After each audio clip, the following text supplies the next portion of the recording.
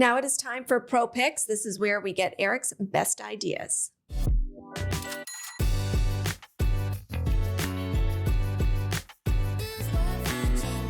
ProPicks is brought to you by ATB Financial. With $62 billion in assets, ATB Financial is powering possibilities for more than 820,000 financial services clients in Alberta and beyond. ATB's capital markets arm is a full-service investment dealer that offers investment and corporate banking, sales and trading, institutional research, and risk management. Visit atb.com/inthemoney for more information. Okay, let's get to some of these best ideas. Veren is your first one. This is a former Crescent Point. It has been a dog. It has been. It's bouncing off of a 3-year low, sports a 6% dividend yield. So why now? So why now is that we have to set the table. Veren was very acquisitive, and they jettisoned a lot of the old Crescent Point assets. They went into the Montney through several transactions and the Duvernay, and acquired decades worth of drilling inventory. They went on to drill some of the most economic Montney wells ever drilled, not from a rate, but economics. They then said, okay, we have a lot of this running room. There's a tool, a frac tool, being used in other areas of the Montney that if we use it, we could save like $500,000 to $1 million per well, and over 400 wells, that's a lot of money. So they tried it.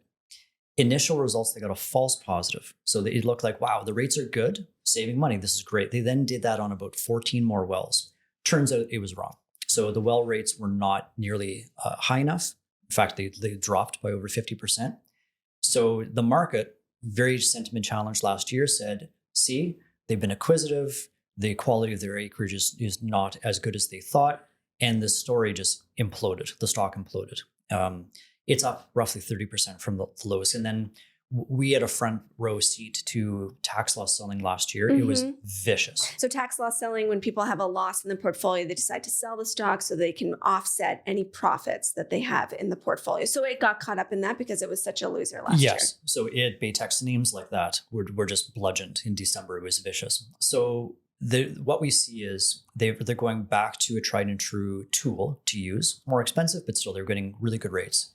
And we think we're going to have well results by the end of this month on some other pads to demonstrate that the quality of the acreage is as good as they thought. Again, Keegan, my partner, geologist, he spent a lot of time with their technical team. We've had hours and hours and hours of meetings to go through. What do you think? Why do we think that? We've tested it with other producers as well. So we think that there will be well results. And in fact, there's some in the public domain now, if you pull up well results that confirm our view, very, very high rate wells. We also think the company is trying to accelerate releasing a reserve report from the reserve engineers. So if reserves don't fall, if there's no technical revisions, it would mean that the reserve engineers agree with the Crescent Point thesis. And that is, it was not a geological issue, it was just the technology. So we see a company deeply discounted, I'll run through the metrics in a moment, where you've got two short-term catalysts, well results in one pad, a reserve engineer hopefully not demonstrating that there's been erosion in how good the wells are. And then later in the spring, we should get well results from that same pad that they drilled the crappy wells in using the tried and true method. So I look at a stock, to tell me what oil price you want to use, but let's run with 75 because that's roughly, we're trading at 78 now. It's trading at 2.9 times cash flow, an 18% free cash flow yield. Investors are now getting 60% of that free cash flow in the form of buybacks and that dividend that you referenced. We think they will hit their debt target by mid this year, where we will then get 70 to 75% of that free cash flow. And so simple math, they can privatize in roughly 5 years. I'm getting several decades worth of Montney inventory. They used to drill the most economic Montney wells literally in the history of Canada. And they're going back to that model. So put it all together. It's an $8 stock. Where does it go? Yeah. So price targets, right? I love those. Yeah, I do. Okay. So we think a mid-cap model should be 4 to 5 times. Let's use 4 times for the sake of argument being, I think, conservative. At $75 oil, 1 year, that's a $14.07 stock. So that'd be 75% upside from here.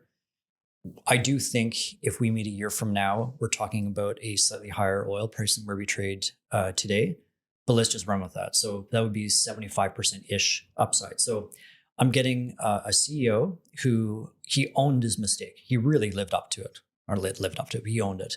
No excuses. They're back, they're in the doghouse. They have to restore credibility. You've got, I think, near-term catalysts to allow them to rebuild that confidence. And if the stock stays at current levels, the value proposition is so massive that I do think you're going to see more US interest coming up to Canada, where you've companies that were relying on shale for many years that now have an inventory challenge. They have less of it, and the quality of it that they have is getting worse and worse and worse. And the Montney and the Duvernay and a few other plays, because of we're gifted with this resource, a company can come up and get decades worth of a really, really good asset at a discounted price. So either the CEO is going to take care of the valuation problem, or the market will take care of it. Another one that you like, and it's your second one, that's also, it's not trading quite as low as Crescent Point, but around a 52-week low. Your second pick is MEG Energy. Yeah. And this one got punished quite a bit in the fall, right? They had a production outlook that was kind of viewed as disappointing. Yeah. So they had a new CEO. So Darlene took over from Derek Evans. I like Derek a lot. He made us a lot of money. Like, we've done phenomenally well through MEG. So you have a new CEO, and she's got to put out her vision. And they were telegraphing this, but they are growing. So it's against the Eric Nuttall playbook, but it's modest. It's modest. It's not like they're doubling production, and it's scaled over time because this is long cycle. It takes years to grow production. And while doing so, they're increasing their cash flow per share and free cash flow per share, meaning they can pay us even more. So I look at MEG and I think of it as an asset where they have at least 35 years of stay flat inventory. And unlike shale, the inventory is not getting worse with every year. In fact, it's getting better because they're drilling some better areas. And because it's subjected to tariff risk, it's been getting brutalized. I believe, talking to trading desks, hedge funds have been pretty leaning on it pretty significantly. Leaning on, I mean, what? Shorting it. Okay. Yeah. And so as I look at it again, okay, it's 35 years of inventory. It's 35 years of production, cash flow, free cash flow. Let's call it dividends. 35 years of dividends. At $75 oil, it's trading at a 14% free cash flow yield now. They're using that. They hit their final debt target. So they're buying back that stock. So they could buy back 14% of their shares per year. And I think one of the biggest opportunities, given the extent of their inventory, is as an investor, you should look out beyond a year. Mm-hmm. And the compounding effect of meaningful share buybacks will inevitably drive a re-rating in the share price. It has to. And so if I look at it for the next 5 years, well, I'll use 70 to be conservative. So we'll shave $10 off. They would be trading at a 10% free cash flow yield. So they buy back 10% of their stock a year. So look at, okay, what does that mean on its trading multiple 3, 4, 5 years out from now? So they would expand their free cash flow yield from 10% to 31% over the next 5 years at a flat oil price. That's solely from modest production growth, but really the compounding impact of buying back their shares. So to get back from a 30% free cash flow yield back to 10, because that's effectively, that could be a dividend yield, the stock would have to triple. So it's the reason why we say... Is that what you see happening? Maybe. Okay. To give me the timeline. Yeah. But it's the reason why we've been such a massive advocate for meaningful share buybacks, because I don't want to hope that sentiment improves. Yeah. I need to have a catalyst which a board and a CEO can create from themselves. So a triple over 5 years at a flat oil price is pretty compelling. And we think that can happen in a shorter period of time. So, I mean, it's up today because it looks like the prospect of tariffs is like somewhat watered down. Yeah. How volatile do investors have to... What kind of volatility do investors have to be prepared to deal with on tariff headlines alone? High, I would say. Yeah, so it's really in there in the eye of the storm. Things are going to be volatile. Yeah. The third pick is Athabasca Oil. This one is held in. Yeah, it's done phenomenally well. And why do you like it here? How much upside? So we have a backstory. People have joked in Norway, there's a wanted sign with my face on it, because we bought 10% of the company years ago from Statoil, which is now Equinor, at 17 cents. The stock now is $5.40. Oil was at $54 at the time. We thought oil was going to go to 60. And what we saw in their business was massive. How long ago was this? Oh, this is 4 years ago? 5 years. Okay. Time flies. That's quite a move, yeah. We both have young kids, so time flies very quickly. Why we like it today is they've exercised my playbook perfectly. They eliminated their debt. They now have like net cash. and they're using 100% of their free cash flow just to go to share buybacks. You can debate how many decades worth of inventory. Honestly, it's kind of moot. They think it's higher. I'm going to go with 50 years. Sure, it's a lot. Okay, so it's truly, when you look at out 2, 3, 4 years, the compounding effect of buying back those shares again has to drive a re-rating. And so when we look at it, they're going to pay us this year 10% at 70, 13% at 75, 15% at 80.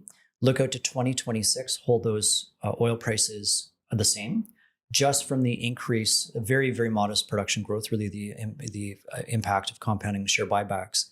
At 70, I'll go from making 10% to 12% a year. And so it's that, again, that compounding effect. What's the value of that last share? Because I'm going to be the guy owning it on behalf of my clients. And so it's we can see a massive re-rating. So it's trading at 4.3 times, 3.4 next year. Again, 10 to 13% free cash flow yield. No balance sheet risk. Decades and decades and decades worth of inventory. So trading at $5, where does it go? Yeah. You come in. I hate the price targets, though. Okay. I know you do. I would say, but our viewers love them. It's easier for them to conceptualize. So tell me oil price. So 1 year out at 70, we would say fair value is about $7 a share. Okay, so higher. At 75, about 8, and at 80, about 9. Okay, give or take. That's 1 year. But again, if you have the ability, as a retail investor, you have a huge advantage over institutions. You don't have to worry about daily redemptions, daily inflows or outflows into the fund, liquidity constraints, all these different things. And if you can look out 5 years, and if you can buy an Athabasca, a MEG, a Crescent Point for that matter, where you can benefit from your ability to be patient and benefit from the compounding, like Einstein said, the most powerful force in the universe is compound interest. It's the compounding impact of share buybacks year after year after year after year, where you can almost guarantee a significant re-rating because the value of those remaining shares is getting more and more and more valuable with each passing year. I've asked pretty much every question I've wanted to, but one thing that hasn't come up. So all of your picks are producers. Where do the pipelines fit into this? Are they a relative safe place? I think RBC was out with a report saying if you want to hide out from some of this tariff concern, you could hide out in a TC and an Enbridge and a South Bow. If you want to hide out, why bother with energy? Like there's a lot of other things to invest in. You can buy Trump's meme coin, for example, where somebody apparently made 150 million on the weekend. But that's right. Like if you're truly terrified about tariff risk, just step back and we'll have clarity in the next couple of weeks. If you can handle a little volatility, we think, and we're being rewarded by this today, but we think it's created a lot of opportunity where you can buy businesses that are now on sale with, in some cases, no debt, decades worth of inventory, out of favor, catalyst coming the next, in some cases, the next couple of weeks to month that can drive a rating, all of these different things. But so the pipes, like midstream did phenomenally well last year. I think most of that was you had risk off market, and with interest rates, falling, you get this dividend, the value of that dividend stream becomes more and more valuable. So the midstream companies did very well. We don't own any. We find more compelling. You can buy producers with equally, in fact, way better balance sheets. A lot of the pipes are like 4 or 5 turns of leverage, like 5 times debt to EBITDA. Well, what's the risk in another business where you've got, asset tenure similar to a pipeline, different business, but similar, with no debt, and they're paying you a higher dividend? I would rather invest in that.